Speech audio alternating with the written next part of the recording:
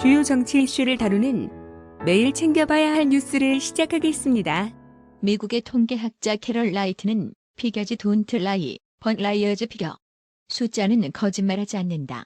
그러나 거짓말쟁이들은 숫자를 어떻게 이용할까 궁리한다는 명언을 남겼습니다. 2일 트럼프 미국 대통령은 리얼 클리어 폴리틱스의 기사를 인용해 자신의 트위터에 부정선거를 허용하지 말라는 글을 올렸습니다. 트럼프가 인용한 해당 기사는 투표용지 2,800만 장이 지난 4번의 선거에서 분실됐다는 제목으로 연방선거지원위원회의 자료에 따르면 2012년과 2018년 사이의 모든 선거 부재자 및 선거 우편물 발송자 중 거의 5명 중 1명꼴로 표가 확인되지 않고 있다고 전했습니다. 일각에서 일고 있는 부정선거에 대해 미국 대통령이 직접 언급한 것입니다. 반면 대한민국 21대 국회의원 선거를 두고 제기되고 있는 부정선거 의혹에 대해선 역풍을 우려해 출마 당사자들이 쉬쉬하고 있는 기이한 현상이 벌어지고 있습니다. 최근 일고 있는 4.15 총선 사전투표 조작 의혹과 관련해 이준석 미래통합당 최고위원, 이병택 카이스트 경영대학원 교수, 정교재 펜앤마이크 대표 등은 음모론이라고 치부하며 의혹 제기 당사자들을 앞장서서 막고 있습니다. 우파가 우파를 막고 있는 것입니다. 더 수상한 건 반대쪽 의혹 당사자 측인 더불어민주당은 쥐 죽은 듯 조용합니다. 이런 가운데 우파 지지층 사이에서는 그동안 우파 전사로 알려진 김증태, 전희경, 이현주는 도대체 어디 갔느냐는 불만도 터져나왔습니다. 아직 김증태, 전희경, 이현주 등은 이번 사전투표 부정선거 의혹 관련 일체 입장을 표명하지 않고 자취를 감춘 상태입니다. 김증태, 전희경, 이현주 등이 우파 지지층에게 급실망의 행보를 보이고 있는 것과 달리 우파 전사로 떠오르고 있는 새로운 인물도 있습니다. 바로 대전 유성구을에 출마해 아쉽게 낙선한 김소연 변호사입니다. 비록 이번 총선에 낙선했지만 그럼에도 불구하고 우파 유권자를 대변하여 사전투표 부정선거 의혹 진실 규명에 나서고 있습니다. 김소연 변호사는 3일 자신의 페이스북을 통해 사전투표 부정선거 의혹 제기의 역풍을 우려하며 입에 질가를 물리려는 자칭 우파로 활동하는 자들과 미래통합당을 향해 작심하듯 돌직구를 날렸습니다. 김소연 변호사는 부정선거 의혹을 제기하는 국민들과 합리적 의심이 드는 선관위 선거관리 시스템에 대하여 법적 절차를 진행하는 후보자들 또는 선거인들에 대해 아닌 것으로 밝혀지면 다가올 역풍을 고려하라, 정치 생명 걸어라 등의 이야기들을 하는 분들 계시네요. 첫째, 아닌 것으로 밝혀진다는 게 일반적으로 상상하는 개표 조작 등이 아닌 것으로 밝혀질 것을 단정하고들 말씀하시는 것 같습니다. 저 개인의 추측도 그러합니다. 범죄가 있었다면 특히 신종 범죄류는 우리가 상상하지 못한 기상천외한 방법으로 이루어지거나 오히려 말도 안 되게 너무 허술하거나 1차원적으로 이루어지기도 합니다. 대표적인 것이 김경수 드루킹 댓글 조작 사건이고요. 나의 상상으로 도저히 불가능한 일이라 해서 범죄 가능성을 전면 부정하는 것은 좁은 시야로 단정해버리는 오류라 볼 수 있고요. 기본적으로 저는 선거 조작이든 무엇이든 그 방법론에 대해 많은 의견을 듣고만 있지 추측하지 않습니다. 이는 수사를 통해 검찰이 밝힐 일이지 우리가 추측하는 건 참 의미 없는 일입니다.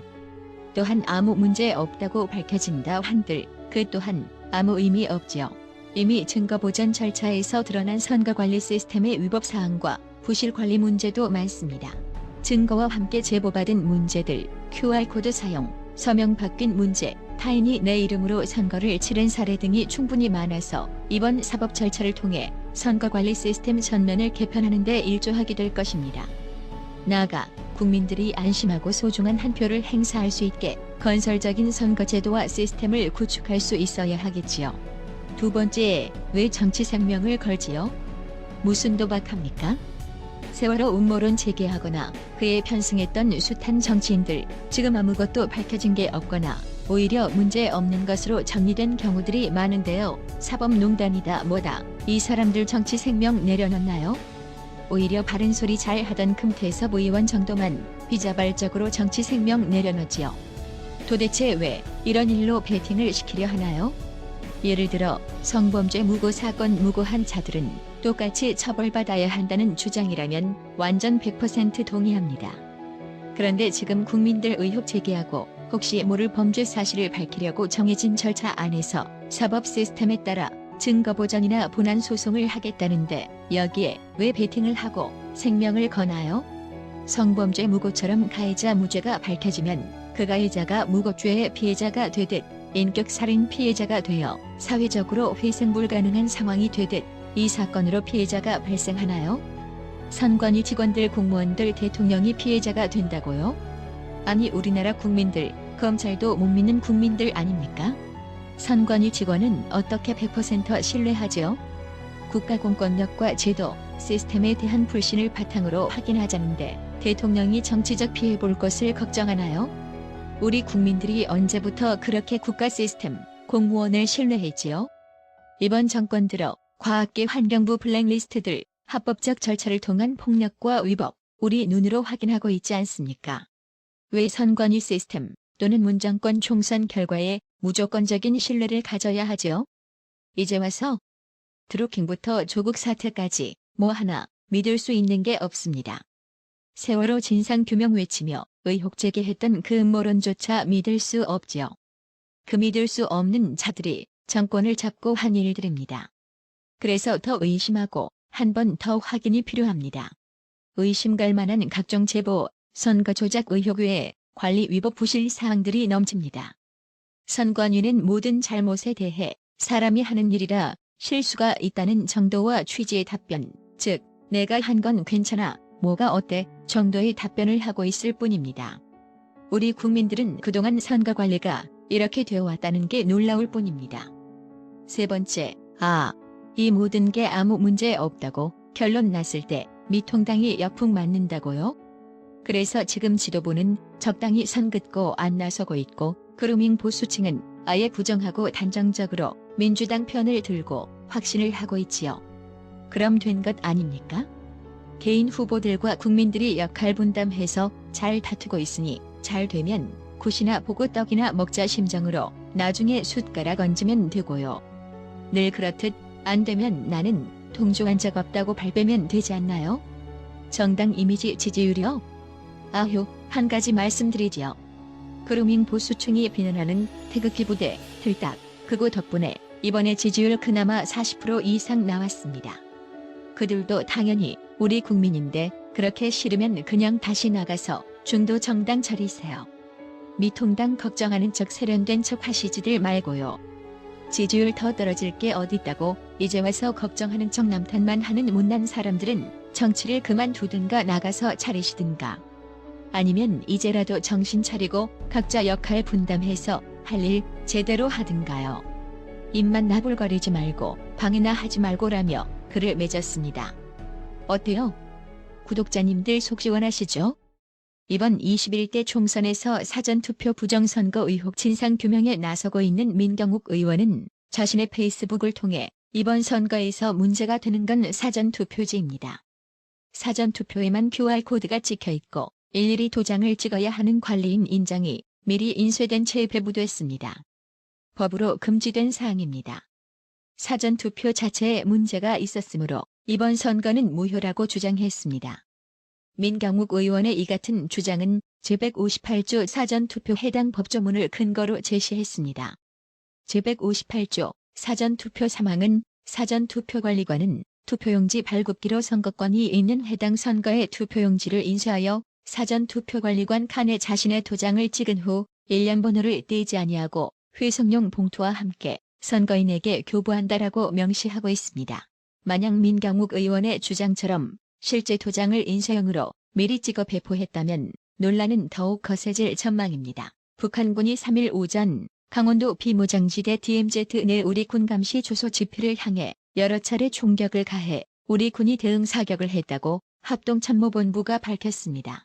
합참은 이날 오전 7시 41분경 중부 전선 아군 지피가 총탄 수발에 피탄 드는 상황이 발생했다면서 우리 군은 경고 방송과 대응 사격 2회를 실시했다고 밝혔습니다.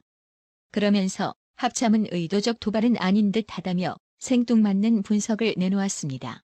참 정신 나간 합참인데요. 야, 이 사람들아, 의도적이든 아니든 총알은 살상용 무기인데 북한에게 사과 요구해야 할 일 아닌가? 아주 대놓고 합참이 북한군을 대변해주는 웃기는 촌극까지 연출하고 있습니다. 미래통합당은 3일 김성원 통합당 대변인 논평을 통해 지난 2015년 목함 지뢰 도발 이후 5년 만에 이루어진 직접 타격이라는 점에 주목한다며 또한 김정은이 20여일 만에 공개석상의 모습을 드러낸 바로 다음날 이루어진 도발이라는 점에서 그 의도와 준비 과정 등에 대한 면밀한 분석도 필요할 것이라고 지적했습니다.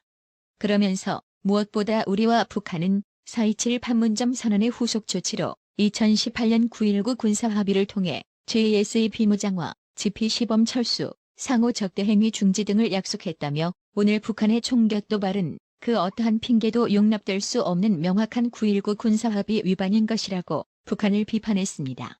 이어 이런데도 정부는 여전히 남북철도를 잇겠다며 거짓 평화의 꿈에 빠져 있고 악화된 대북관계는 국제적 제약의 탓으로 돌리고 있을 뿐이라며 대북기조의 전환이 없다면 위협과 도발은 언제고 반복될 수 있을 것이라며 정부에게 대북기조 전환을 촉구했습니다. 정의당 역시 3일 북한이 우리 군 초소에 수발의 총격을 가한 것과 관련 군사합의에 따라 상호 군사적 행위를 금지하기로 합의된 특수구역임에도 이를 위반하고 총탄 발사가 이뤄진 점에 심히 유감이라고 비판했습니다.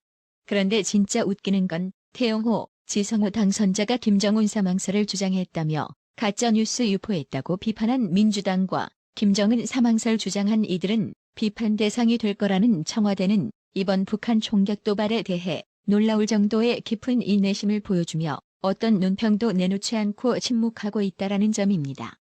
민주당과 청와대 이들의 민낯을 국민들은 어떻게 해석해야만 할까요? 좌파 정권이나 좌파 정치권보다 더 골 때리는 건 이들을 지지하고 있는 극성맞은 대깨문들의 몰지각한 행위입니다. 아이돌 그룹 베리굿 소속 조연이 북한군 총격 소식을 소셜미디어에 올렸다가 온라인에서 논쟁의 대상으로 떠올랐습니다. 현 정부 지지자를 중심으로 극우 아니냐는 비난이 나왔고 그에 동의하지 않는 측에서는 과거 이른바 조국 수호 집회에 빗대 조현 수호라는 구호도 들고 나왔습니다. 3일 조현의 인스타그램 스토리에는 인터넷 기사를 캡처한 사진이 올라왔습니다. 북한군이 국군 지피에 수차례 총격을 해 국군이 대응 사격을 했다는 기사였습니다. 조현이 올린 뉴스는 사실만 그대로 전한 속보에 불과했지만 조현의 인스타그램 자체가 이후 각종 커뮤니티 사이트에서 화제가 됐습니다. 친여 네티즌이 주도하는 뽐뿌 등 커뮤니티 이용자 일부가 조현을 일베 여신 등으로 비난했습니다. 조현은 일본 비판하는 글은 한 번도 올리지 않았다 등의 논리도 나왔습니다. 결국 조현은 해당 게시물을 올린 지 수시간 만에 바로 삭제했습니다. 그러자 친여 네티즌의 집단 공격을 부당하게 느낀 네티즌들이 조현의 인스타그램에 조현 수호 등의 댓글을 달았습니다. 단순 북한 관련 기사를 왜 정치적으로 해석하느냐, 안보관이 투철하다 등의 응원하는 댓글이 줄을 이었습니다. 김건님, 휴일에도 불구하고 구독료 후원해주신 점 정말 감사합니다. 나라의 TV는 보다 더 양질의 컨텐츠를 생산하기 위해 자발적 구독료를 후원 형식으로 받고 있으니 많은 성원 부탁드립니다. 구독 그리고 알람 설정, 뉴스 영상 내용이 좋았다면 좋아요를 클릭해주세요.